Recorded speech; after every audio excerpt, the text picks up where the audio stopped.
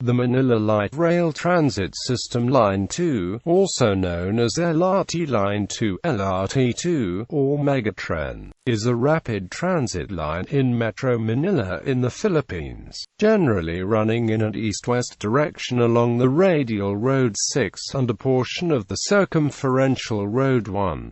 Although operated by the Light Rail Transit Authority, resulting in its being called LRT2, it is actually a heavy rail, rapid transit system owing to its use of electric multiple units instead of the light rail vehicles used in earlier lines, and is the only line utilizing such type of system in the country. Envisioned in the 1970s as part of the Metropolitan Manila Strategic Mass Rail Transit Development Plan, the 11-station, 13.8-kilometer line was the third rapid transit line to be built in Metro Manila when it started operations in 2003.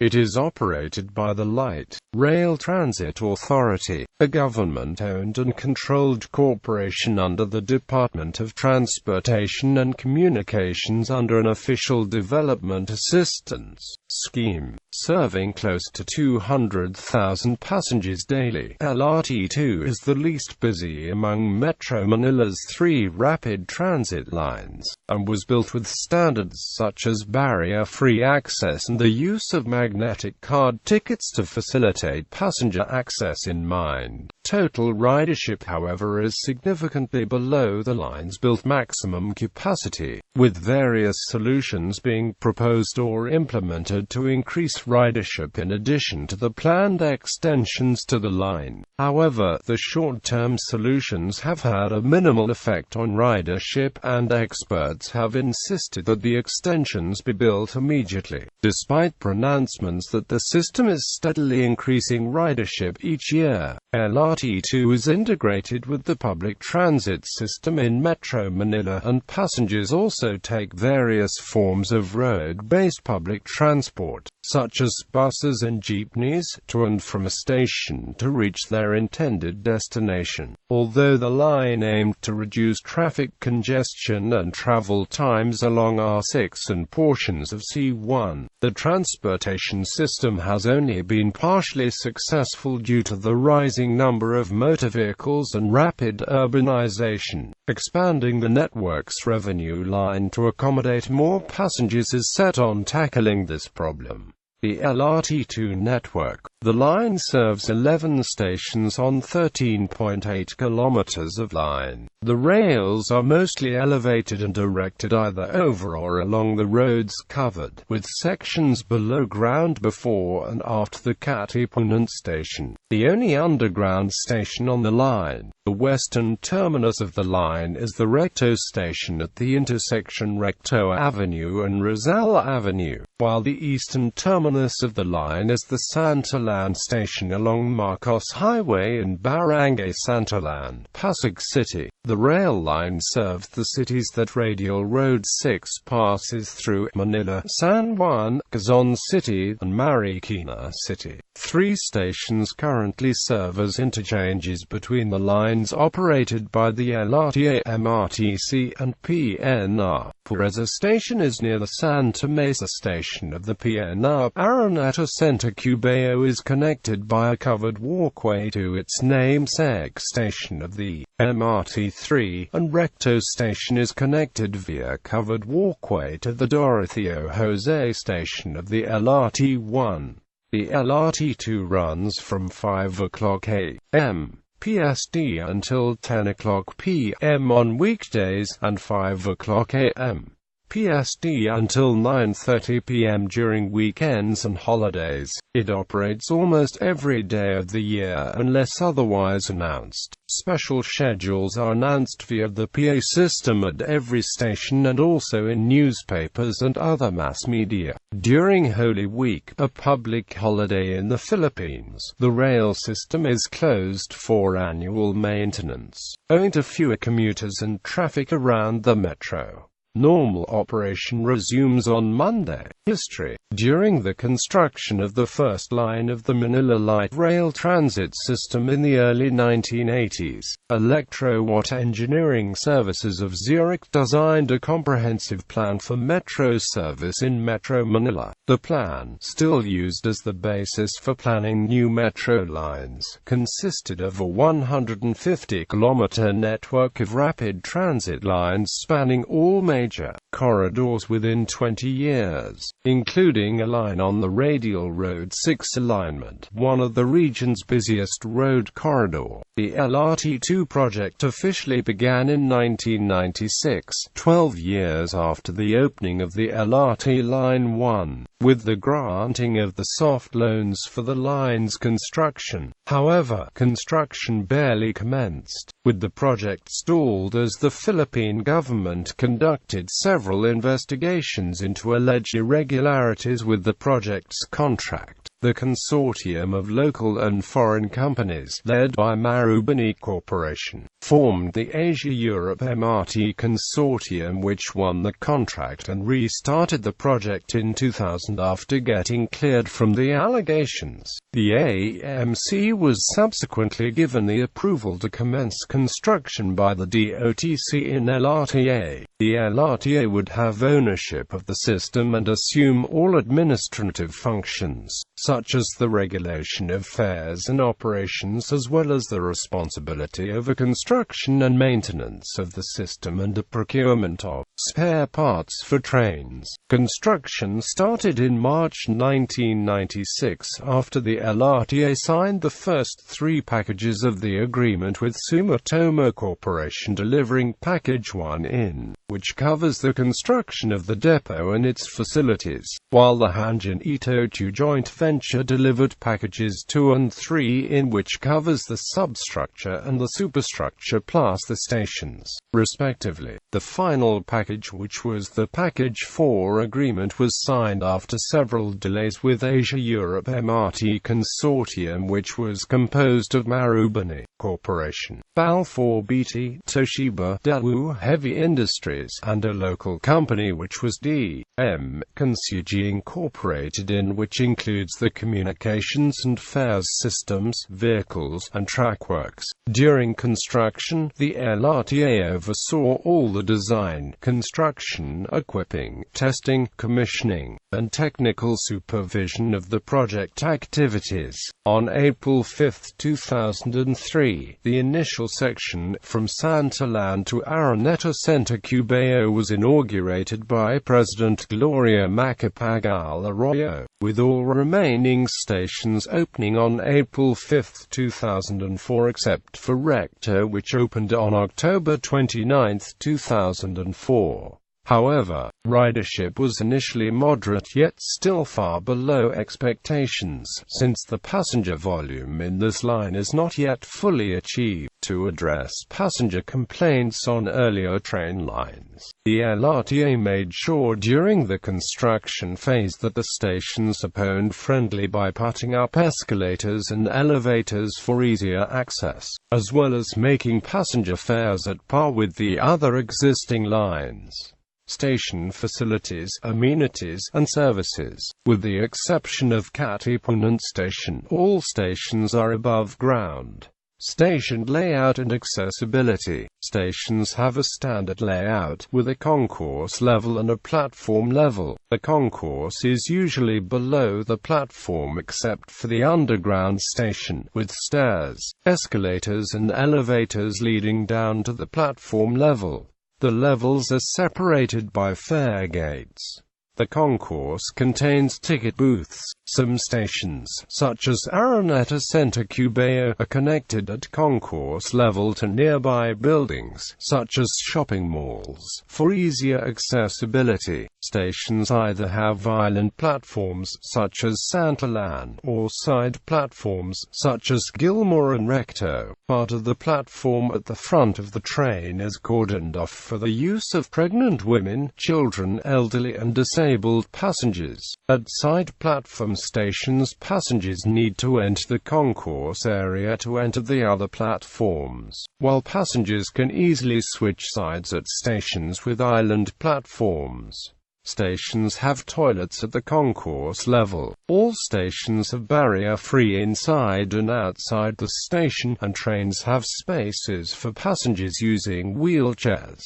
Shops and services. Inside the concourse of all stations is at least one stall, a stand where people can buy food or drinks. Stalls vary by station, and some have fast food stalls. The number of stalls also varies by station, and stations tend to have a wide variety, especially in stations such as Recto and V. Mappa. Stations such as Recto and Santalan are connected to or are near shopping malls and/or other large shopping areas, where commuters are offered more shopping varieties. In cooperation with the Philippine Daily Inquirer, passengers are offered a copy of the Inquirer Libre, a free, tabloid-size, Tagalog version of the Inquirer, which is available from 6 a.m. at all LRT2 stations.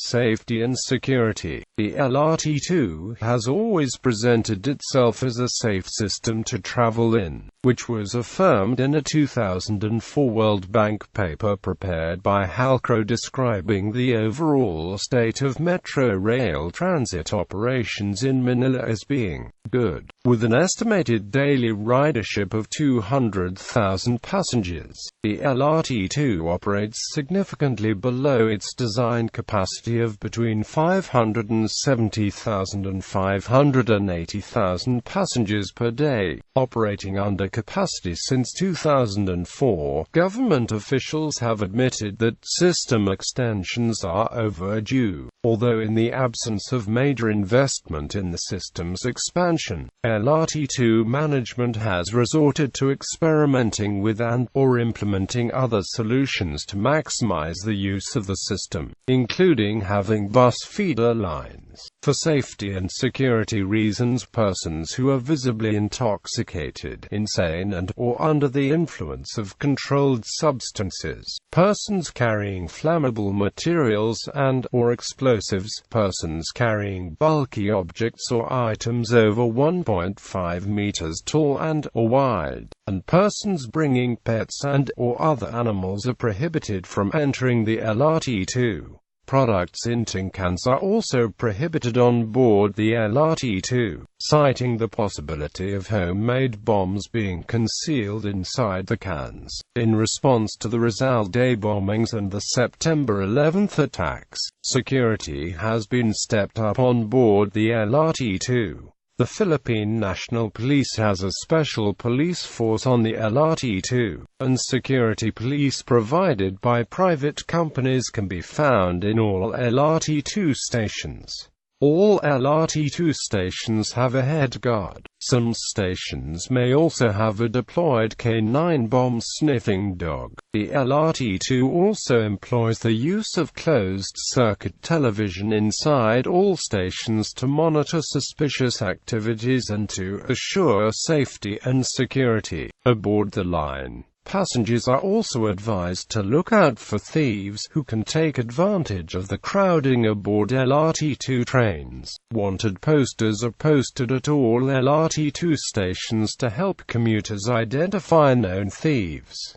Fares and ticketing. The LRT2, like the LRT1 and MRT3, uses a distance-based fare structure, with fares ranging from 15 to 25 pesos, depending on the destination. Commuters who ride the LRT2 are charged 15 pesos for the first 3 stations, 20 pesos for 4 to 7 stations, and 25 pesos for 8 to 10 stations of the entire line. Types of tickets. 4 types of LRT2 tickets exist. A single journey ticket whose cost is dependent on the destination. A stored value ticket for 100 pesos. A discounted stored value ticket which can only be availed by senior citizens and disabled persons for 96 pesos. And a single journey ticket for employees which is exclusive for LRT employees only. The single journey ticket and the single journey ticket for employees is valid only on the date of purchase. Meanwhile, the stored value ticket and the discounted stored value ticket is valid for 6 months from date of purchase when unused and for 1 month from date it was first used. LRT2 tickets come in 4 incarnations, one bearing the portrait of Gloria Macapagal Arroyo, which have since been phased out, although some tickets have been recycled due to ticket shortages. One with the LRT1 third-generation train inauguration together with Japanese Prime Minister Shinzo Abe. One with the LRT MRT closing the loop project design with Gloria Macapagal Arroyo again in the picture, and one with a picture of the Hyundai Rotem emus used in the line, which featured different designs for the single journey and stored value tickets, with the former having a picture of the train unloading, while the latter is a flipped concept art of the train. In the past, the MRT3 borrowed tickets from LRT1 and LRT2 rather than recycling the old ERP tickets, due to the same ticket shortages. Despite the common practice for regular LRT2 passengers to purchase several stored value tickets at a time, the line barely has ticket shortages due to the intercompatibility of tickets with the LRT1 and the steady release of new tickets that addresses the problem. Although the LRT2 has experimented with the flash pass as an alternative ticketing system in the past, this was phased out in 2009. On July 20, 2015, the LRT Line 2 introduced the new ticketing system Beep, a new contactless smart card to replace the old magnetic cards, starting on the Lagarda station as a trial station, and targeted to be used on all train system by September 2015. The new Beep has 2 types of card, the single journey ticket and the stored value ticket, where the SVT will last for 4 years rather than the old magnetic card which lasts for 3 months. The stored value ticket can be bought at any stations or at the ticket vending machines. The card alone will cost for 20 pesos and can be loaded 12 pesos up to the maximum limit of 10,000 pesos. Fare adjustment. Adjusting passenger fares has been employed by the LRTA as a means to boost flagging ridership figures, and the issue of LRT2 fares both historically and in the present continues to be a political issue. Current LRT2 fare levels were set on January 4, 2015, which has been delayed for several years despite of inflation and rising operating costs. Before the recent fare adjustment of LRT and MRT, the fare levels for the Line 2 were set in April 2004 under the orders of President Arroyo, meant to become competitive against other modes of transport, which resulted in a drastic increase in the LRT2 ridership after lower fares were implemented. These lower fares, which are only slightly more expensive than jeepney fares, are financed through large government subsidies amounting to around 45 pesos per passenger, and which for both the MRTC and the LRTA reached 75 billion pesos between 2004 and 2014. Without subsidies, the cost of a single LRT2 trip is estimated at around 60 pesos. Rolling stock. The LRT2 runs heavy rail vehicles made in South Korea by Toshiba and Hyundai Rotem in a 4-car configuration. The trains came in together with the 4th package during the system's construction. Trains have a capacity of 1,628 passengers, which is more than the normal capacity of LRT1 and MRT3 rolling stock. LRT2 trains use RAP advertising. Depot: the LRT2 maintains an at-grade depot in Santalan, Pasig City, near Santalan Station. It serves as the headquarters for light and heavy maintenance of the LRT2, as well as the operations of the system in general, which includes the operation of the driverless trains. It is connected to the main LRT2 network by a spur line. The depot is capable of storing multiple electric multiple units, with the option to expand to include more vehicles as demand arises. They are parked on several sets of tracks, which converge onto the spur route and later onto the main network. Plans: East Extension LRT will be extended by 4 km eastward, starting from Santalan, Pasig to Masinag in Antipolo. 2 stations will be added, one in Kaita near Emerald Avenue, and another in the Masinag junction of Antipolo. The National Economic and Development Authority approved the 2.27 billion pesos extension in September 2012. Groundbreaking was held on June 9, 2015, and its construction was expected to be finished by mid-2017. As of July 2016, structural pillars and girders are now being erected. West Extension: a 3.02 km west extension of LRT2 to the Manila North Harbor in Tondo, Manila was proposed. It was approved by the National Economic and Development Authority last 19 May 2015. The construction of this said extension would create 3 stations, one in Tutuban near the Tutuban PNR station, one in Divisoria close to San Nicolas, and its terminus would be near the Northport Passenger Terminal in Manila North Harbor's Pier 4.